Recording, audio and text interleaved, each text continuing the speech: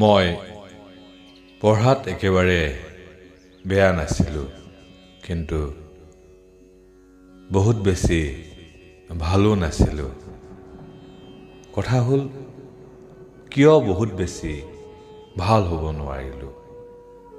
পৰিৱেশ, অভিভাৱকৰ সজাগতা নে মনৰ চঞ্চলতা। মোৰ জীৱনত বোধহয় গোটেইকেইটাৰ প্ৰভাৱ আছিল। দেউতা চাকৰি সূত্ৰে বেছিভাগ সময় ঘৰৰ বাহিৰত আছিল।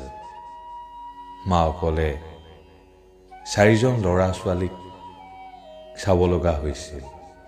তাতে মা আছিল বেমাৰী, গতিকে আমাৰ পঢ়া শুনাৰ প্ৰতি বেছি গুৰুত্ব দিব পৰা নাছিল। পৰিৱেশ পঢ়া শুনাৰ প্ৰতি বেছি সুবিধাজনক নাছিল।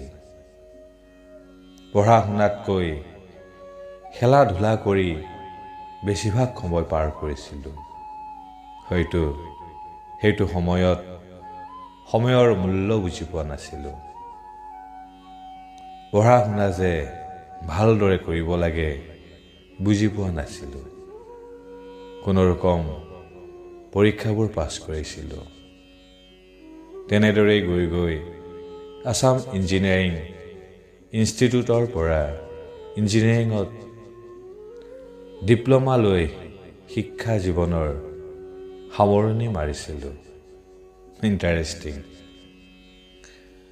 পঢ়ি থাকোঁতে 5th ছেমিষ্টাৰৰ এক্সাম দিব এৰি বেংগালোৰ পালোগৈ।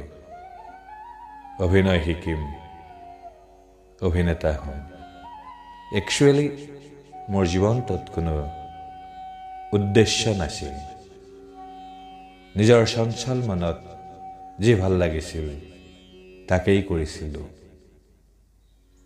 পঢ়ি থাকোঁতে ইংৰাজী এছেত পঢ়িছিলোঁ। An aimless person is just like a ship without any direction. You cannot move forward without having an aim or goal in your life. সঁচাকৈ জীৱনৰ এটা উদ্দেশ্য থাকিব লাগে। পঢ়ি থকা সময়খিনি অৰ্থাৎ ষ্টুডেণ্ট লাইফটোত অলপ চিৰিয়াছ হ'ব লাগে। বাৰু যিয়ে নহওক, পঢ়া শুনা শেষ কৰি চাকৰি নাপায় বেকাৰ জীৱন যেতিয়া কটাইছিলোঁ, তেতিয়া মনলৈ আহিছিল কেনেকৈ এটা চাকৰি পোৱা যায়। কাৰণ আজিৰ আধুনিক সমাজ ব্যৱস্থাত চৰকাৰী চাকৰিৰ গুৰুত্ব বহুত বেছি। মানুহৰ প্ৰথম পছন্দ চৰকাৰী চাকৰি।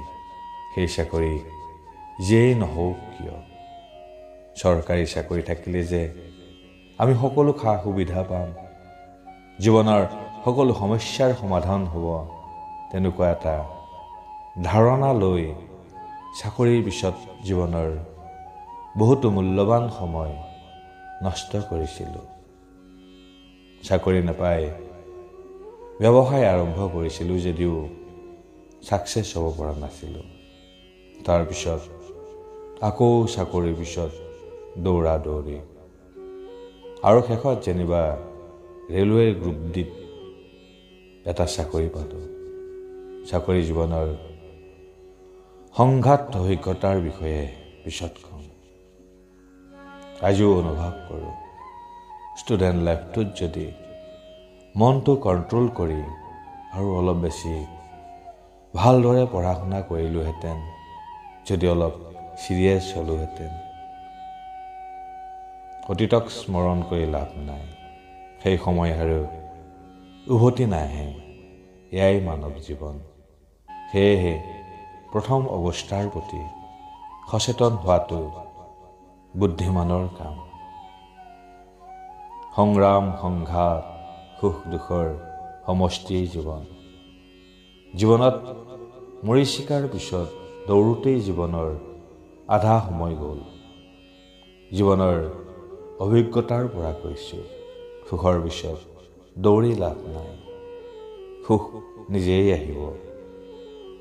তাৰ বাবে লাগিব বিশ্বাস, আস্থা। যি বিশ্বাস আস্থাই আপোনাৰ জীৱন সলনি কৰি দিব পাৰে। ধন্যবাদ।